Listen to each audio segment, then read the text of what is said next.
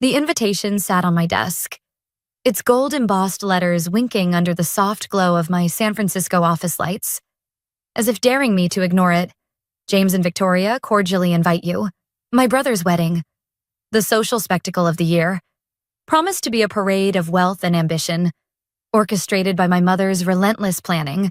Ava, 34 and perpetually underestimated, traced the edges of the card, wondering if I could dodge the inevitable judgment awaiting me in Napa Valley.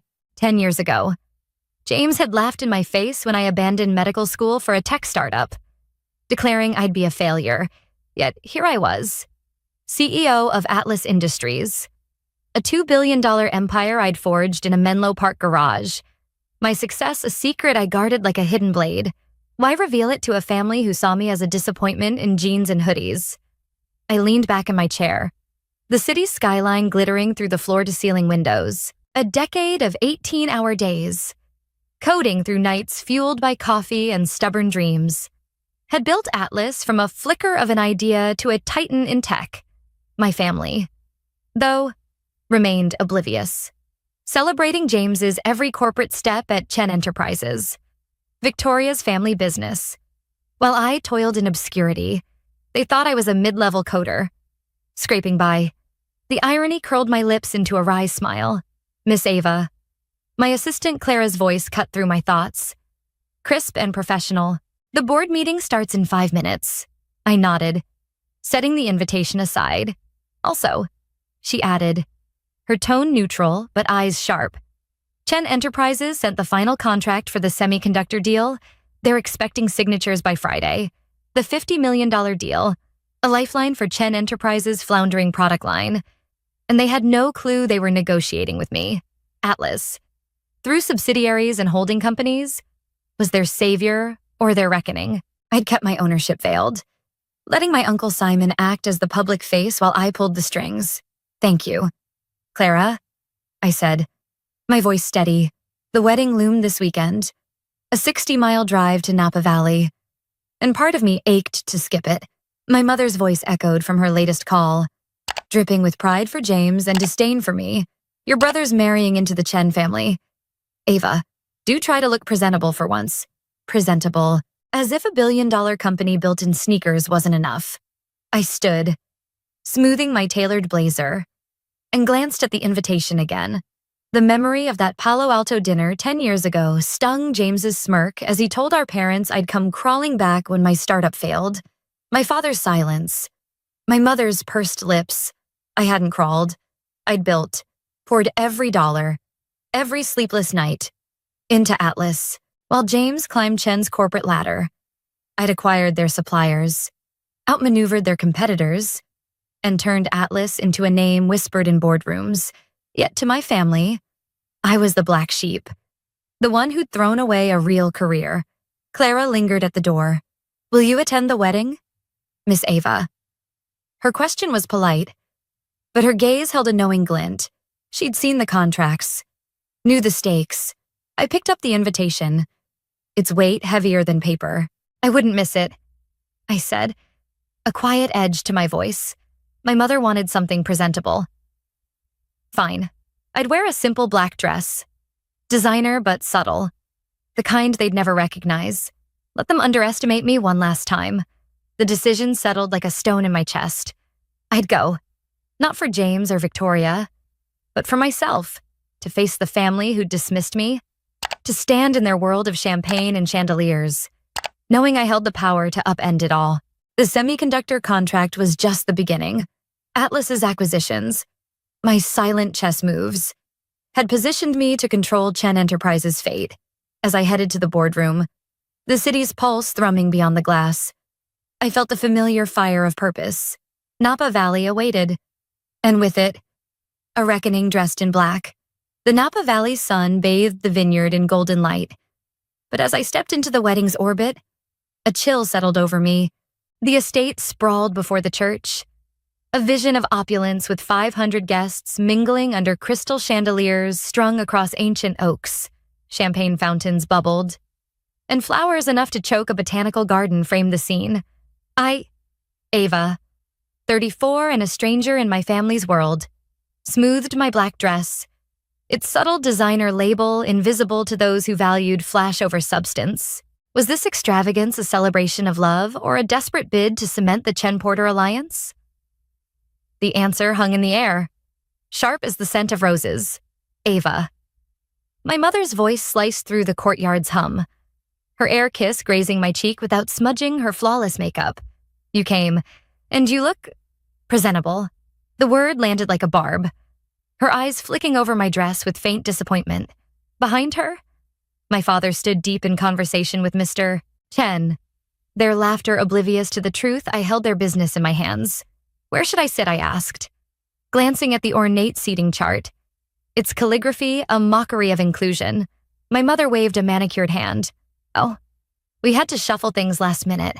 Victoria's family brought so many important guests, tech moguls. You understand. I understood perfectly. To them, I was the embarrassment. The dropout who'd forsaken medicine for a pipe dream. My mother turned away, already greeting a Bay Area venture capitalist. While I stood, the weight of their dismissal pressing harder, the church doors opened, and I slipped to the back, my heels silent on the stone floor. The ceremony began, a pageant of wealth. Victoria, radiant in her designer gown, glided down the aisle, and James beamed with the smug certainty of a man who thought he'd won life's game. I watched, a shadow among the glittering crowd, my mind drifting to Atlas Industries.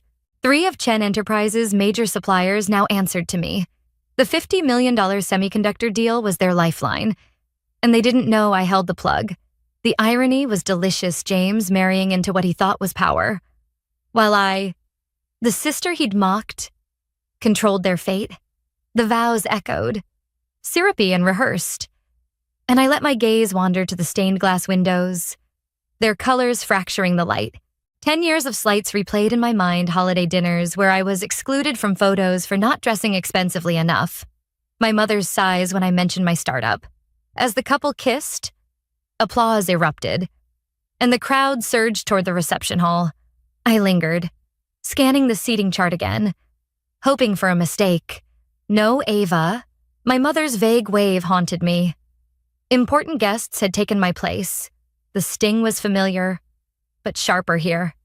Amid the excess, I followed the throng, the vineyard's warmth fading as I entered the grand hall.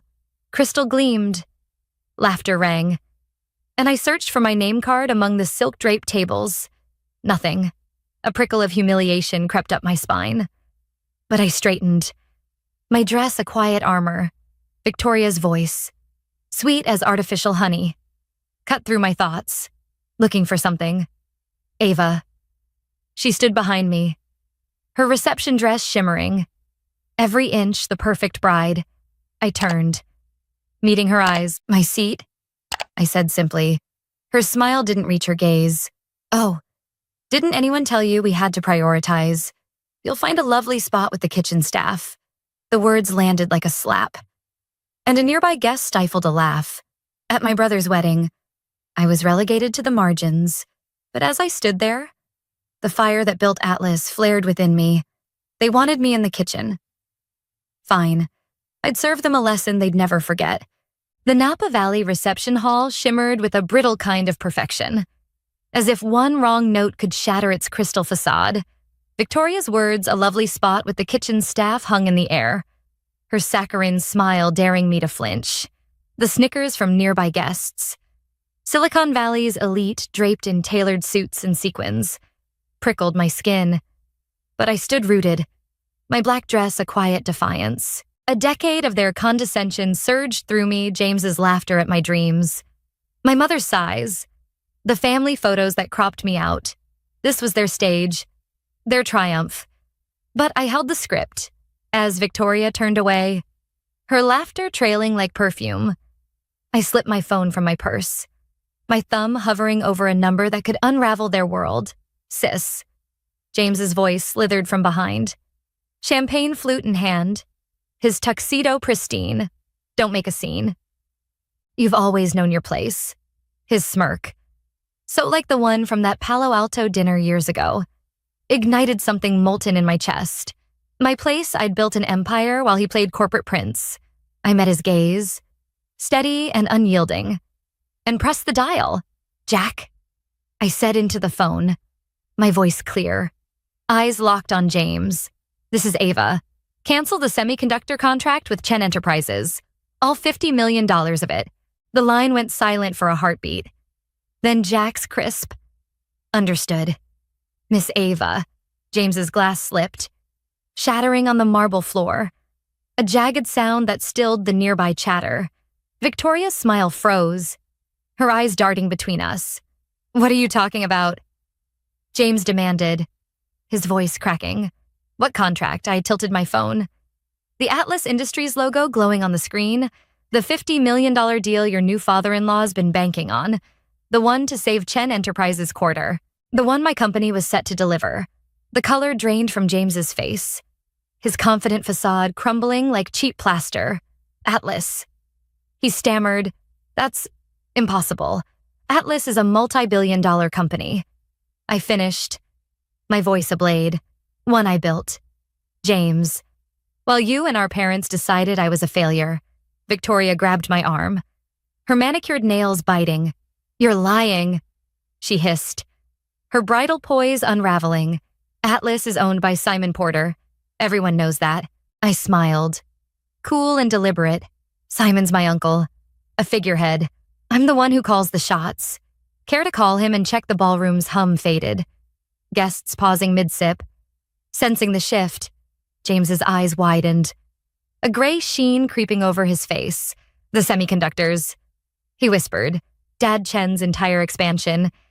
Depends on me. I cut in. My tone even. Just like I know about your 3 failed product launches. The $200 million in debt. And how Chen Enterprises has been limping on borrowed time for 18 months. Victoria's father, David Chen, pushed through the crowd, his usual swagger faltering. What's this about our contract? He barked, his bow tie askew. I extended my hand. Calm as a still lake, Mr. Chen. We haven't been properly introduced. Ava, CEO of Atlas Industries. You might know me as SP Holdings from our negotiation calls. His face slackened, as if I'd struck him. You're SP, he choked. The one buying our suppliers. Guilty, I said, my smile sharp. Your due diligence team should have dug deeper. A quick background check would have linked me to Atlas. My mother shoved forward, her face flushed with champagne and fury. Ava, stop this nonsense. You're ruining your brother's wedding. I opened my banking app, the screen glowing with Atlas's quarterly reports. Nonsense. Would you like to see the numbers? Mother or the ownership documents? James lunged, his fingers digging into my arm. Fix this. He growled. Whatever game you're playing. Fix it now. I held his gaze, unflinching, like you fix things when I asked for a $1,000 loan to start Atlas. When you laughed and told me to get a real job. His grip faltered, and I pressed on, my voice low but lethal. Or should we discuss the $500? All dollars you've been siphoning from Chen Enterprises to cover your gambling debts? Victoria gasped, her designer dress whispering as she whirled on him. You've been stealing from my father's company. The guests' murmurs grew, phones flashing as they recorded the implosion. Mr. Chen's face turned purple. Security, he roared. Get them out. I raised a hand, stopping the guards cold. I wouldn't. Unless you want Atlas to call in the $150 million in Chen Enterprises debt we now own. It'd be a shame if it all came due at once. The guards froze, power shifting like sand underfoot. Victoria sank onto a chair, her mascara streaking. This can't be happening, she whispered. Not at my wedding. I leaned in, my voice soft. The kitchen staff does have a lovely table. Victoria, perfect for a family in your new position. The silence was deafening. The ballroom a tableau of shocked faces and half-raised glasses. I turned, my heels clicking on the marble, and walked out, leaving chaos in my wake. The kitchen table they'd set for me had become their undoing, and I was just getting started. The Napa Valley night swallowed me as I stepped outside. The vineyard's cool air a sharp contrast to the ballroom's suffocating drama. My Tesla waited at the valet stand, understated and sleek, a far cry from James's flashy sports car. The chaos I'd left behind Victoria's sobs, Mr. Chen's shouts. My mother's frantic attempts to salvage dignity faded as I slid into the driver's seat. I'd toppled their house of cards with a single phone call, and the world would soon know, as my driver, Mike, pulled onto the 60-mile road back to San Francisco. The weight of what I'd done settled in, not regret, but clarity. The kitchen table had shown their true colors, and I'd painted mine in bold strokes. By Monday, the fallout was everywhere. The San Francisco Chronicle screamed, Chen Enterprises stock plummets 40% amid embezzlement scandal, while the Wall Street Journal dissected James's $500 dollars theft. His name now synonymous with disgrace. Victoria, ever the pragmatist, filed for annulment within days. Her socialite dreams too fragile for a sinking dynasty. Atlas Industries moved swiftly, absorbing Chen Enterprises' valuable patents and supply chains in a $300 million deal, stripping away their bloated management, starting with James's department, my office, high above San Francisco's skyline, buzzed with activity. My team executing the takeover with surgical precision. I watched the city's lights, a silent victor in a game my family never knew I was playing. My parents' voicemails piled up, a digital trail of their unraveling. The first was sharp, my mother's voice hissing. How could you humiliate us like this? My father's gruff call us. Ava, we need to talk. By the third day, their tones softened. Please, creeping in. We didn't know. Ava, please, let's fix this. I didn't reply. Not yet. My focus was Aeon Plus. Its $2 billion valuation climbing as we reshaped Chen's assets into something leaner, stronger. The Palo Alto social circle that once fawned over my parents now whispered behind their backs.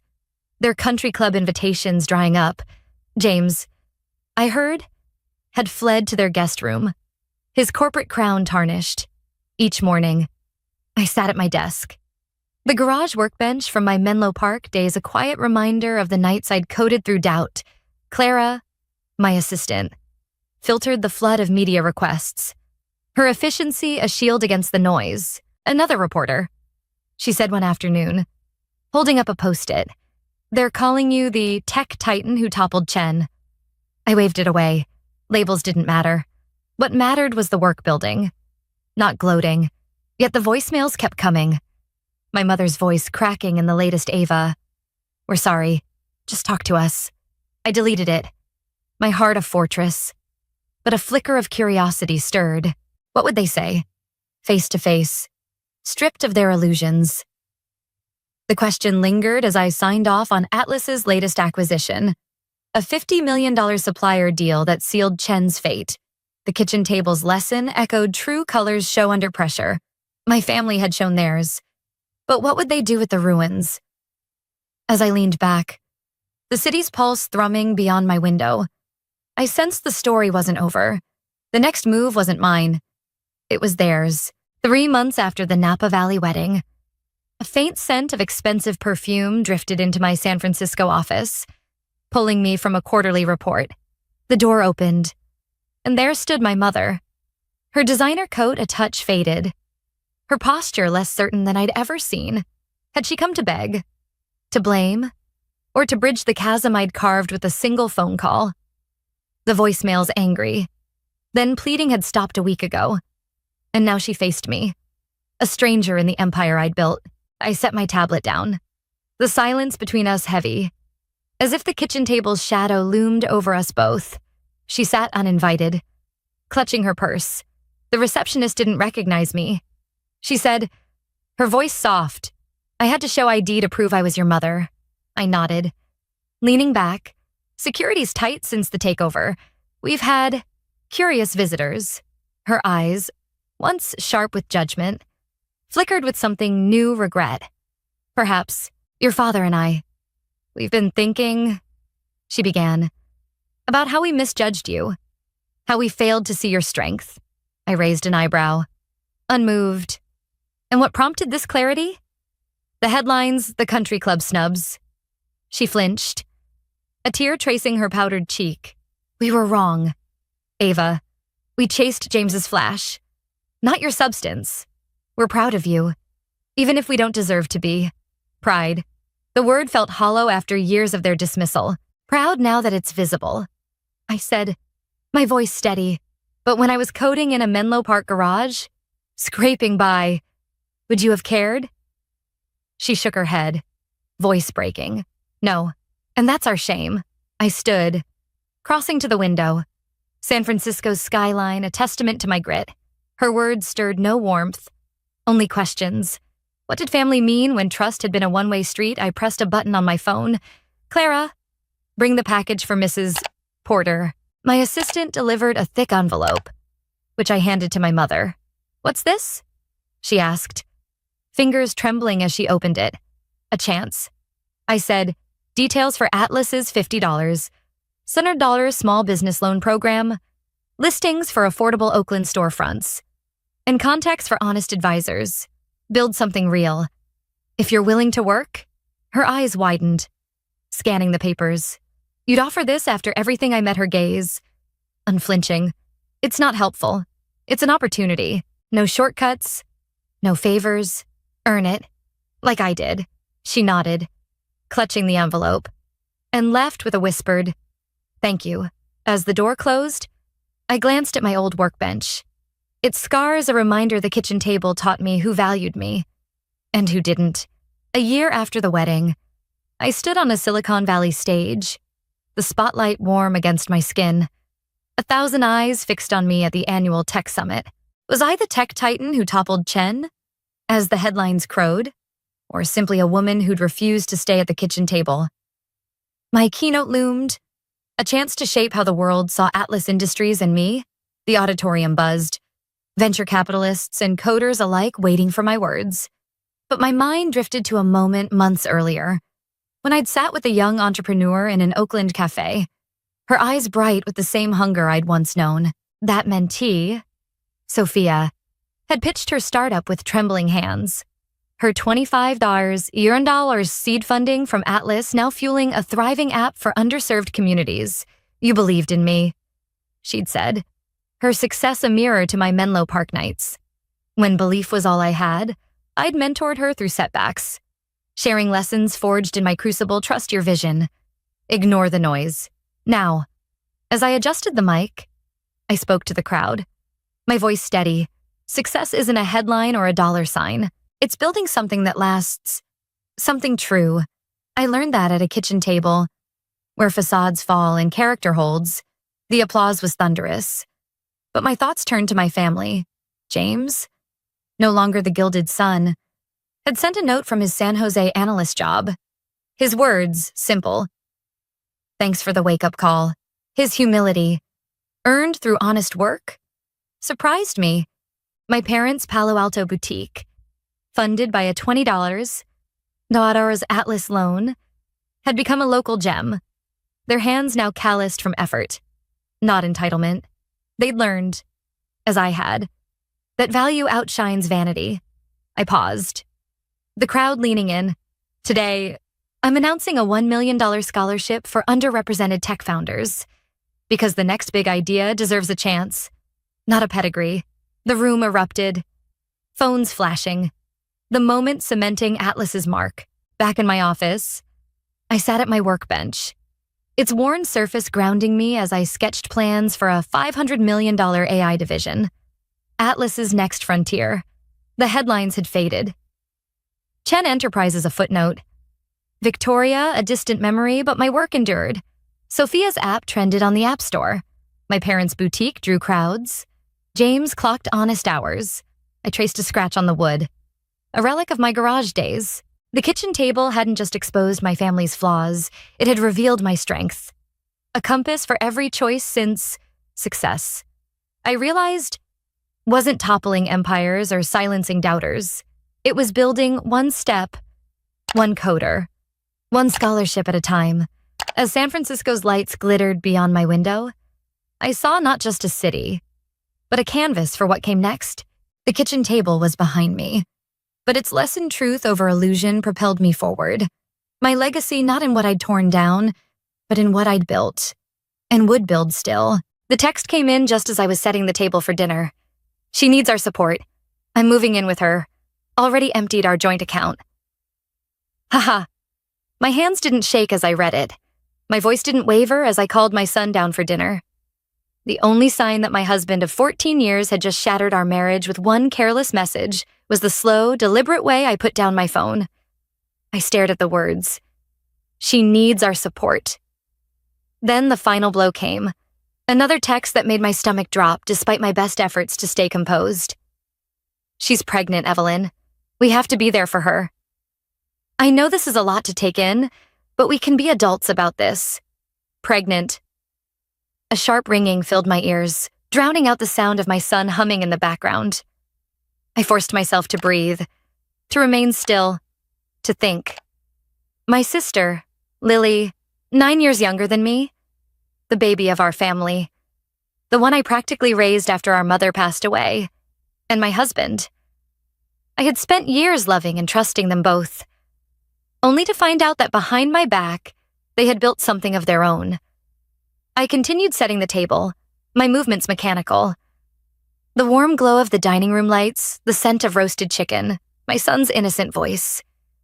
It all felt normal, like my life hadn't just collapsed in a single moment. I typed my response. Congratulations. No anger, no emotion, just that one word. If Michael thought I would break down, beg, or scream, he was about to be very disappointed. The signs had been there. Looking back, I could see them. The late nights at work, the way he had started being extra generous with Lily, offering to help her move into her new apartment, just checking in on her constantly. Lily had even joked about how lucky she was to have Michael in her life. Not every brother-in-law is this supportive, you know. I had never questioned it. Why would I? Michael and I had built a life together. A home, a family, a future. We had a 12-year-old son who adored his father. I trusted him. And Lily, she was family. Family doesn't betray you. Until they do. The betrayal didn't break me. I was already 2 steps ahead because 3 months ago I had found something. A receipt tucked into Michael's jacket pocket. A hotel charge on a night he swore he was out with friends. That was the first crack in the foundation. Instead of confronting him, I had done something better. I prepared. While Michael was out working late, I had sat at my laptop, quietly rerouting my personal savings into a separate account. The joint account? I left just enough in there to keep him from getting suspicious. I had even checked our credit card statements, finding more than one suspicious charge. Flowers, jewelry, hotel rooms. I had already suspected an affair, but I never, in my worst nightmares, imagined this. Now, Michael thought he had emptied our joint account, thinking he had won. He was about to learn the truth. The money he had drained, it wasn't much. The house he thought he could walk away from, it was in my name. The future he had stolen, it wasn't his to take. That night, after putting my son to bed, I poured myself a glass of wine. The expensive bottle Michael had been saving for a special occasion. This seemed fitting enough. My phone buzzed again. I know this is hard for you, but Lily is young. She was scared. It just happened. We never meant for it to go this far. Please don't make this ugly. I actually laughed. Ugly? He thought I was the one making this ugly. I took a slow sip of wine before forwarding the message to my lawyer, the one I had quietly retained 2 months ago. Then I picked up my phone and typed my response. I understand. You're right. She needs your support. Take care of her. And then I waited for him to realize the trap he had walked into. Because while Michael was celebrating his new life, while he thought he had gotten away with betraying his wife, his family, he had no idea. By the time he figured it out, it would already be too late. Michael didn't reply to my last message. Maybe he was expecting more. Anger, tears, a desperate plea for him to reconsider. But I had given him nothing. Just a simple, take care of her. I imagined him staring at his phone, waiting for me to fall apart. but I had already put the first part of my plan in motion.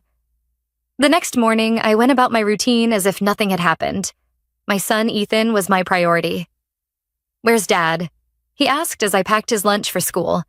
I smiled, keeping my voice calm. He had to go help Aunt Lily with something. It wasn't a lie. Ethan shrugged, too busy grabbing his backpack to question it. He didn't need to know the details. Not yet. As soon as he was out the door, I made my first call. "It's time," I told my lawyer. She had been expecting this. We had been preparing for months. Step 1, freeze all shared accounts. Michael thought he had drained our finances, but the real money? That was untouched. Step 2, lock him out of the house. It was in my name, always had been. Michael had pushed to put his name on the deed last year, but I had brushed it off, saying we'd handle it later. Now, later was never. The locksmith arrived within the hour. I watched as our front door keys became useless in Michael's hands. By noon, I had filed for divorce under grounds of adultery. Michael still hadn't reached out. Maybe he thought I was processing things, that I was curled up somewhere crying while he played house with my sister. I let him have his illusion for a little while longer. That afternoon, while I was reviewing legal documents, my phone buzzed. Lily. I hesitated before answering. Evelyn. Her voice cracked. Please don't hate me. I took a slow breath. I don't hate you, Lily. That was the truth. I pitied her. She had no idea what she had gotten herself into. James said you told him to take care of me. She continued, sniffling. Does that mean you forgive us? I almost laughed. Forgive? Michael had groomed her into believing he was her savior, the man she needed. He had whispered sweet promises to her while still sleeping next to me in our bed. And now, he was her problem. Of course, I said smoothly. You'll see soon enough. A pause. I wanted to talk to you before you hear it from someone else. She stammered. Michael wants to move into my apartment, but it's so small. He said maybe we could... there it was. Michael's plan had never been about taking responsibility. He was banking on moving back into my house, the home I owned, under the pretense of supporting Lily. They expected me to let him back in. I bit back my smirk. I'm so glad you called, Lily, but I'm afraid Michael won't be able to move back here. A beat of silence. What do you mean? I glanced at the freshly changed locks. I mean, he doesn't live here anymore. Her breath hitched. She didn't know. Michael had never told her that the house was mine, that he had no claim to it. I heard her shuffle the phone as if turning away. Then, muffled, she whispered, Michael, what does she mean? I could picture it perfectly. Michael freezing, his expression twisting as he realized I had already cut him off. That was when I hung up. A few hours later, Michael finally texted me. What the hell, Evelyn? You changed the locks? I let him wait. The next message came minutes later. You can't do this. I need to come back and get my stuff. You're being dramatic. My stuff, not our stuff. His stuff. The audacity made me laugh. I texted back. Oh, I didn't change the locks. The owner of the house did. I could practically hear his frustration through the screen. He called. I ignored it. Then came the next text. You're making this harder than it needs to be. I smiled, my fingers hovering over the keyboard. No, Michael. I'm making it exactly as hard as it needs to be. That evening, Ethan asked if his dad would be home for dinner. I knelt beside him, brushing a strand of hair from his face. Daddy is staying with Aunt Lily for a little while, I said gently. His brows furrowed. Why? How much do you tell a 12-year-old? How do you explain betrayal in a way that doesn't break his heart? I kissed his forehead. Sometimes grown-ups make bad choices, I said carefully, and when they do, they have to live with the consequences. He thought about that for a moment, then nodded. Okay. One word. 1,000 meanings. Later that night, I received one last message from Michael. We need to talk. I turned off my phone. Because for once in our marriage, he was the one who needed me. And I wasn't playing by his rules anymore. This was just the beginning. Michael had always believed he was untouchable. He thought he could lie, cheat, and take what wasn't his without consequences. Today, that illusion would shatter. The first call came and I let it ring. Then came a text. "You froze the accounts? How could you?" "Lily and I need that money." I sipped my coffee, glancing at the message before setting my phone down. He was panicking. I could imagine him now, frantically checking his banking app, realizing that while he thought he had emptied our joint account, he had actually only walked away with pennies compared to what I had quietly moved months ago. Another call. I let it go to voicemail. A minute later, another text. "You can't just leave us with nothing. Lily is pregnant, Evelyn. We're starting a family. I almost laughed. Michael had abandoned his first family without hesitation, and now he expected sympathy for creating a new one. He wasn't asking for support. He was demanding a bailout. My lawyer called. Michael's attorney reached out. "He's claiming you acted maliciously by freezing the accounts." I smirked. "Did you tell them I did it legally?" She chuckled. "Of course. And that the house was never his. It seems that was a surprise to him." "Let him be surprised," I said, stirring my coffee. "It's about time he learned that actions have consequences." She paused. "There's something else. Michael tried to withdraw money from his personal accounts this morning. Apparently, his credit cards are maxed out." I raised an eyebrow. "His lawyer didn't say it directly," she continued, "but I think Michael assumed he could live off your money while playing happy family with Lily. Now he's realizing he has no financial safety net." Good. Michael had been reckless for years, spending money like it would never run out. Expensive watches, trips with his friends, a leased sports car. But he wasn't my problem anymore. Lily called. I hesitated before answering, then pressed the button. "Evelyn, please talk to him." I stayed silent. "He didn't know you were going to do all of this," she continued, her voice shaky. He thought what, Lily?" I interrupted. "That he could cheat, steal, and still walk away with my home, my money, my life?" She sniffled. "We're having a baby. And that's my problem how?" A pause then. Quietly, she admitted. "Michael told me he had everything under control, that we wouldn't struggle." I leaned back, exhaling slowly. Lily was young, naive. She had been foolish, but I wasn't interested in punishing her. "You made your choice, Lily, and now you have to live with it." She started crying. "I don't know what to do. We don't even have a place to stay. My lease is up next month." And Michael said what? Silence. I already knew. Michael had promised her the house. That's why he hadn't been truly worried before. He had assumed he could waltz back in, bring his new family with him, and I would just accept it. I laughed under my breath. "You're going to have to figure it out, Lily," I said finally, just like I did. And then I hung up. Michael showed up at my doorstep, banging on the door. "Evelyn, open up."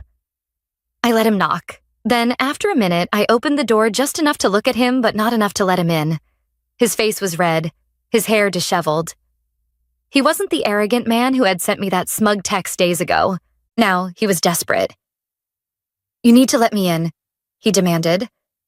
"No, Michael," I said simply. His jaw clenched. "Evelyn, don't do this. Lily and I are about to have a baby. You're punishing us for something that just happened. You think this is punishment?" I raised an eyebrow. "No, Michael, this is simply you getting exactly what you deserve." His expression twisted. "I knew you'd be vindictive." I smirked. "You thought I'd be weak." He scoffed. "You can't just throw me out like trash. I was your husband for 14 years, and you threw it all away for a fling with my sister." He flinched.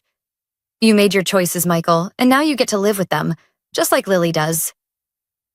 I started to close the door, but his next words stopped me. "I'll fight for the house. I have rights," I smiled. He still didn't get it. "You don't have a leg to stand on, Michael. The house was mine before we ever got married. It's not a marital asset, And thanks to the divorce paperwork I already filed, the courts will see that you abandoned our marriage for another woman. His face paled. He hadn't expected me to act so quickly. I tilted my head. But go ahead, hire a lawyer. See how that works out for you. Oh, wait. I gave him a mocking smile. You can't afford one, can you? His nostrils flared. He was seething now, fists clenched at his sides. I could see it. The moment he realized he had played himself.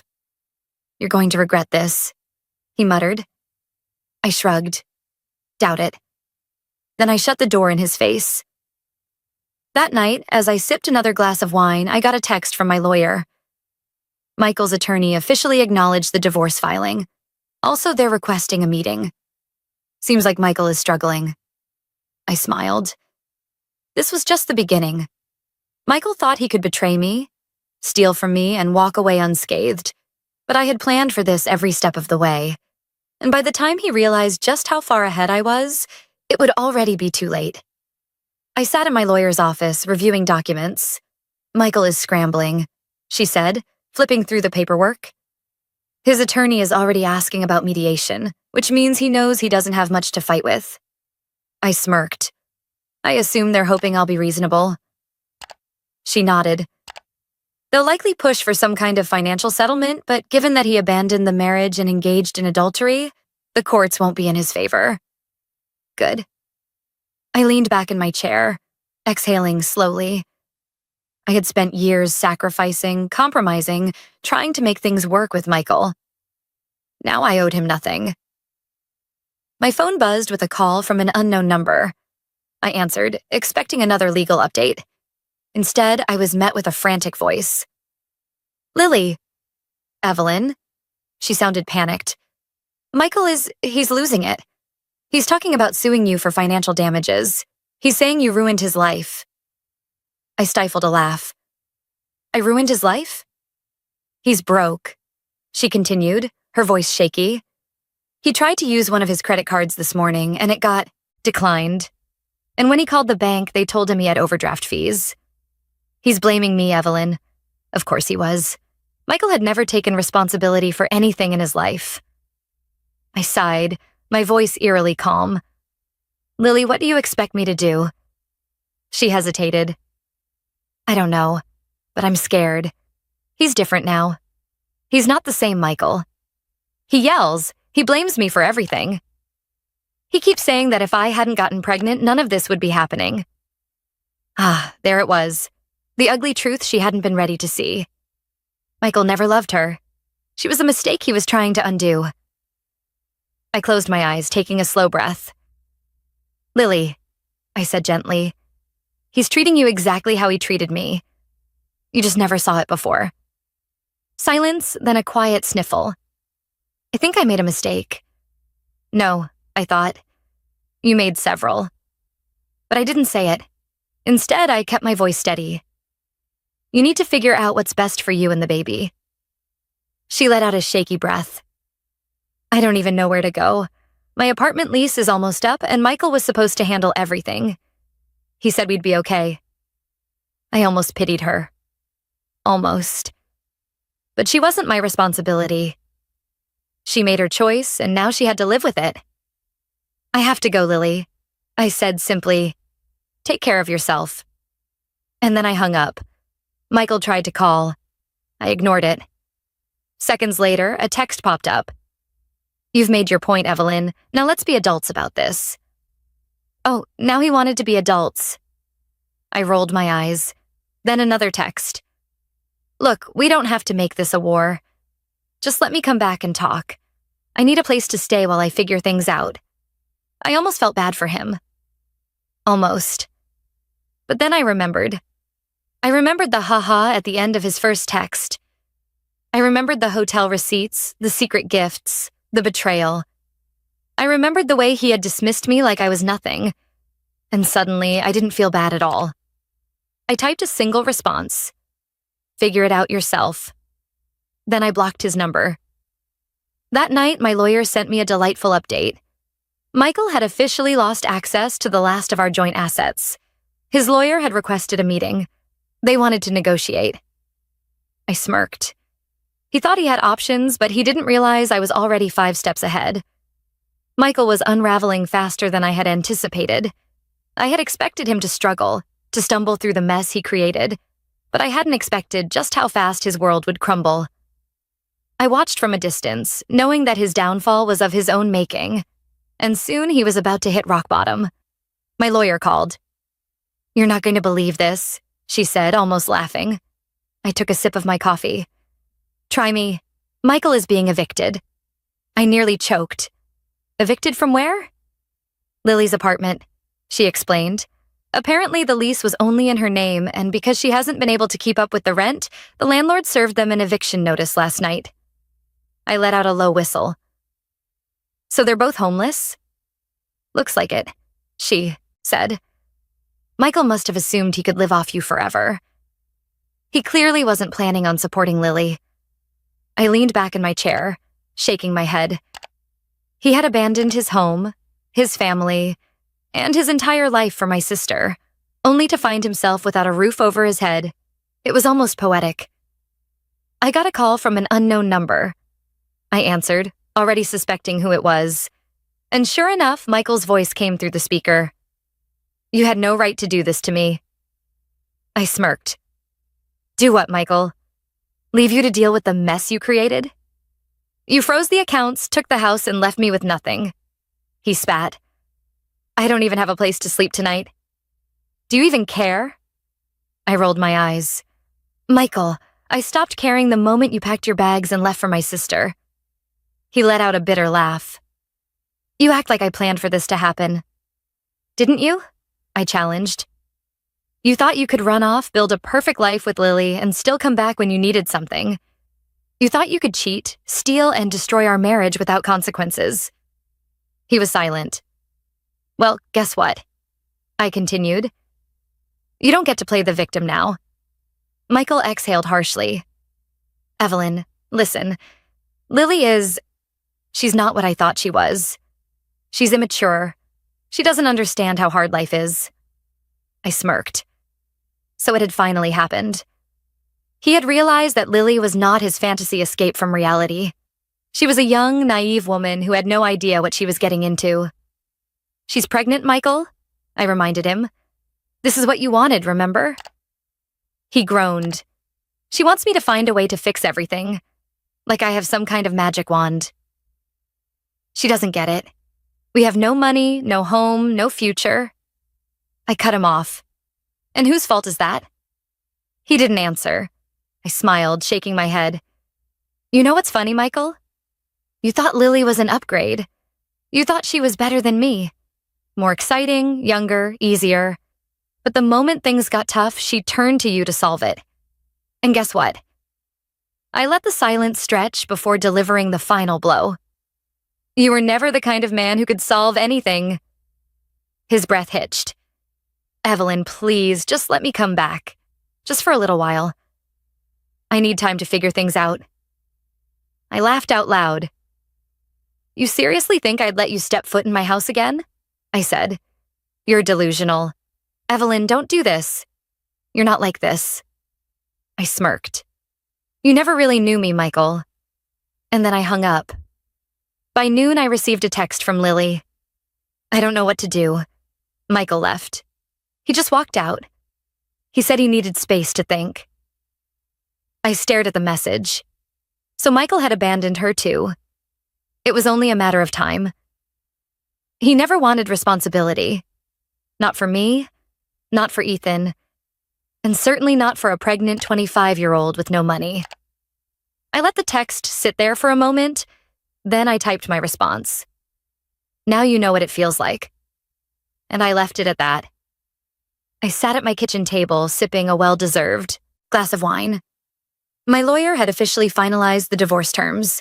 Michael had nothing. No house, no money, no credit, no safety net. He had lost everything. And I had gained peace. As I glanced at my phone, I saw one last notification. A voicemail from Michael.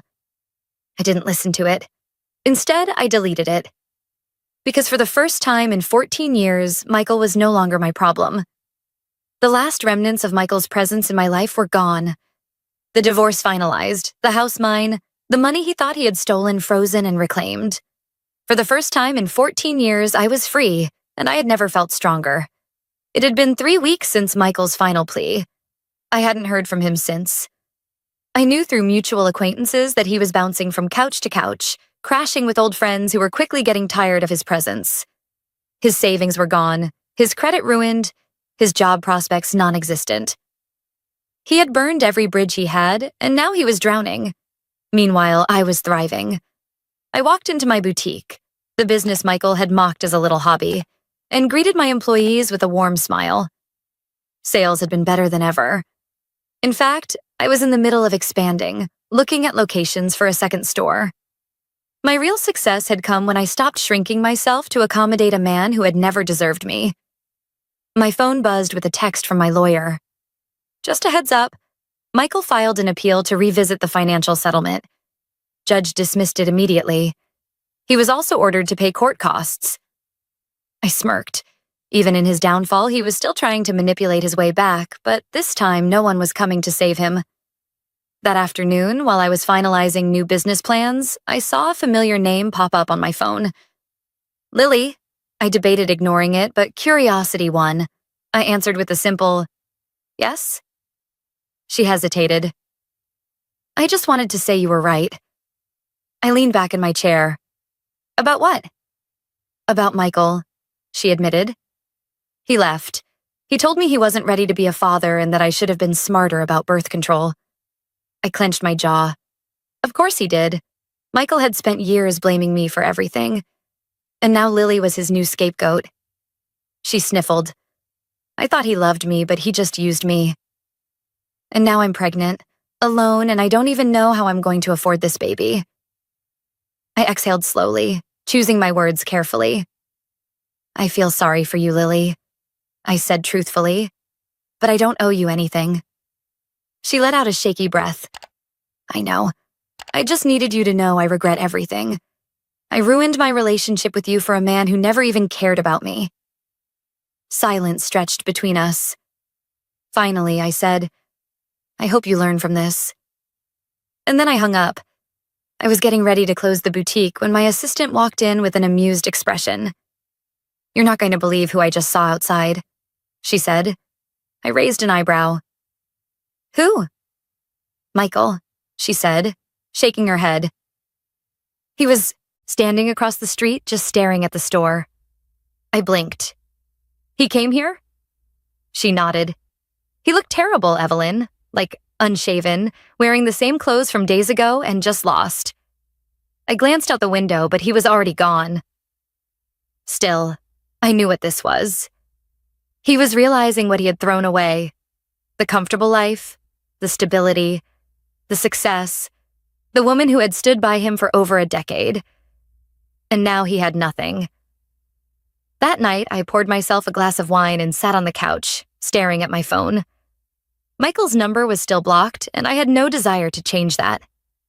I opened my laptop instead, browsing locations for my second boutique. I smiled to myself. This was what moving on looked like. Not revenge, not anger, not waiting for an apology that would never come. Just building something better. Because while Michael was stuck in the ruins of his past, I was thriving in my future. And I had never looked back. Looking back, I learned that strength isn't just enduring pain. It's choosing yourself when others betray you. Michael's deception and Lily's naivety shattered my trust, but they also revealed my resilience. I spent years building a life for us, sacrificing my dreams to keep the peace, only to realize that love and loyalty must be earned, not assumed. The betrayal taught me to protect what's mine.